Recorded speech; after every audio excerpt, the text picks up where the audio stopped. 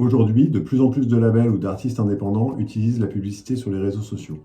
C'est une méthode qui peut être très efficace, mais dans le cadre de mon agence digitale, je vois souvent arriver des clients qui commettent des erreurs de base et en ont finalement une expérience décevante. Les erreurs les plus fréquentes que j'ai pu constater concernent, en premier lieu, la définition de leur objectif et en fonction de cet objectif, le choix du bon serveur publicitaire, le ciblage, la configuration technique et la définition du budget. Dans cette vidéo, je vais tenter de clarifier ces éléments de base, ce qui j'espère te permettra de t'orienter plus efficacement dans ce domaine qui, encore une fois, lorsqu'il est bien utilisé, peut amener de super résultats. Avant tout, pour s'orienter, il faut savoir qu'il existe 3 serveurs permettant de diffuser de la publicité sur les réseaux sociaux. Facebook Ad Manager pour la publicité sur Facebook et Instagram, Google Ads pour la publicité sur YouTube, TikTok Business pour la publicité sur TikTok. À noter qu'en dehors des réseaux sociaux, il existe également 2 autres services proposant de la publicité qui sont intéressants dans l'industrie musicale. Spotify pour de la promotion de morceaux directement dans Spotify avec les campagnes Marquee et Showcase. Et Bands in Town pour des campagnes d'email directement accessibles dans Bands in Town for Artists. Ensuite, il faut connaître les 5 grands types d'objectifs qu'on peut viser dans le domaine musical avec la publicité sur les réseaux sociaux. 1. Développer son audience directement sur les réseaux. 2. Développer son audience sur les plateformes de streaming musical. 3. Développer une mailing list de fans. 4. Développer son audience live. Et 5. Vendre des produits via une boutique en ligne. Selon l'objectif que tu vises, le serveur, le ciblage, la configuration technique et le budget des publicités que tu vas utiliser seront totalement différents. Le premier point important pour se lancer dans l'utilisation des publicités, c'est savoir quel serveur utiliser pour quel objectif. En effet, si théoriquement tous les serveurs permettent de réaliser tous les objectifs, en pratique, pour développer son audience sur YouTube, il faut utiliser Google Ads. Pour développer ton audience sur TikTok, tu vas utiliser TikTok Business.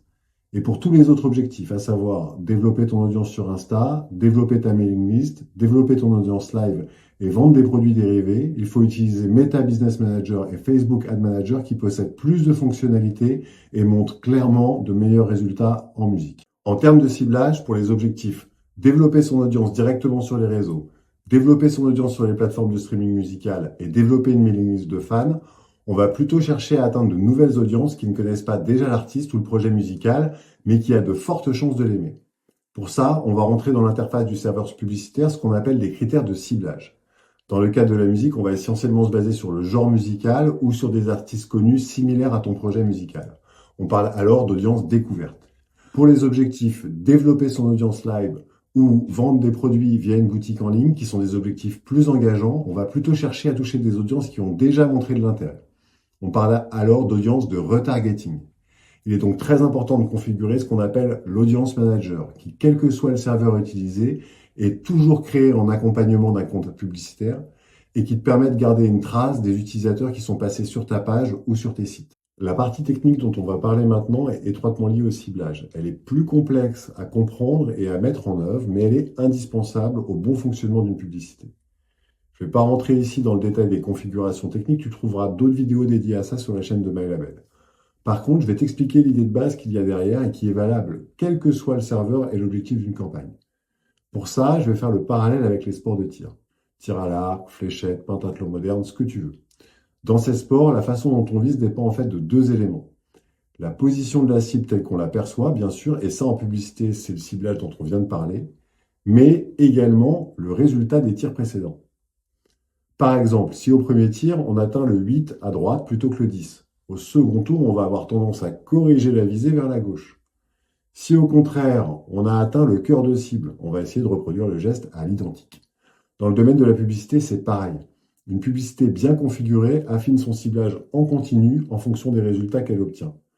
Tout l'enjeu de ce que j'appelle la configuration technique d'une publicité, c'est donc de nourrir les serveurs publicitaires avec les résultats en continu des publicités diffusées. S'il s'agit d'une publicité simple, par exemple une campagne diffusée sur Instagram pour développer sa notoriété sur Instagram, la configuration technique est assez simple puisqu'Instagram ou Meta a accès à toutes les informations de bout en bout. Qui regarde la publicité, qui clique sur la publicité, qui prend le temps de visiter en détail ton profil. Par contre, s'il s'agit d'une publicité qui conduit des utilisateurs d'Instagram en dehors d'Instagram, par exemple vers un smart link pour écouter un single en streaming ou vers une page d'atterrissage pour récupérer un contact, il est nécessaire de mettre en place des éléments techniques qui permettront au serveur de récupérer toute l'information sur le résultat des publicités, y compris au niveau des pages d'atterrissage. Les éléments nécessaires à configurer pour connecter un site web au serveur publicitaire sont un nom de domaine personnalisé et vérifié, pour Facebook et Instagram, un pixel Facebook, pour YouTube et Google Ads, une balise Google, pour TikTok, un pixel TikTok. L'erreur la plus fréquente que je vois chez mes clients, labels ou artistes quand il s'agit d'utiliser les publicités sur les réseaux concerne la gestion de leur budget. En effet, je vois souvent des artistes investir d'entrée des dizaines, voire des centaines d'euros sans même savoir le résultat qu'ils tireront de leur budget. Donc pour avoir des repères, il faut savoir que pour les objectifs simplistes, de type croître sa visibilité sur les réseaux sociaux, une publicité efficace peut fonctionner à partir de 1 euro par jour.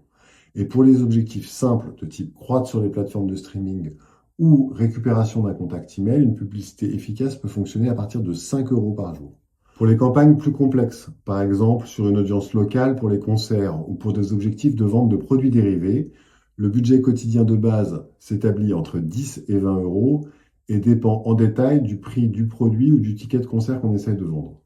C'est donc une très bonne chose de commencer avec des budgets faibles et de tester plusieurs publicités avant d'investir plus massivement dans une publicité dont on a testé le potentiel de rentabilité. J'espère que ces éléments de base te seront utiles et te permettront de t'orienter intelligemment dans le domaine des publicités qui sont des outils promotionnels très puissants quand elles sont bien utilisées.